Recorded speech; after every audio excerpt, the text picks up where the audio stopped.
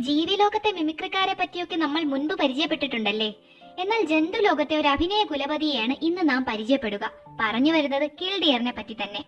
കിൽഡിയർ എന്ന സ്വന്തം പേരിൽ ശബ്ദമുണ്ടാക്കാൻ ഇക്കൂട്ടർക്ക് കഴിയും. വിശ്വസിക്കാൻ പറ്റുന്നില്ല അല്ലേ? എന്നാൽ കേട്ടു നോക്കൂ.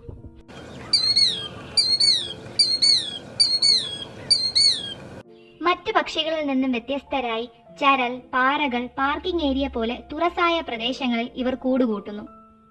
ഇതുപോലെ പുള്ളിയടയാളങ്ങളുള്ള മുട്ടകൾ പരിസരവുമായി വളരെയേറെ ഇണങ്ങി നിൽക്കുന്നു. നിലത്ത് ചെറുകുഴി കുത്തി അതിൽ ചിറകു വിടർത്തി വാലാട്ടിപ്പാടി ആൺ കിൽ ഡിയറുകൾ ഇണയെ വലയിലാക്കും. ഇതിനെ സ്ക്രേപ്പ് സെറിമണി എന്നാണ് അറിയപ്പെടുന്നത്. പരുക്കേറ്റ് അവശതയോടെ നീങ്ങി മാറുന്ന കിൽഡിയറിനെ കണ്ടാൽ അതിന്റെ പിന്നാലെ പോയേക്കരുത്. തന്റെ കൂടിന്റെയോ കുഞ്ഞുങ്ങളുടെയോ അടുത്ത് അന്യർ പോകുമ്പോഴാണ് ഇക്കൂട്ടർ ഓസ്കാർ ലെവൽ പെർഫോമൻസ് ഇറക്കുക.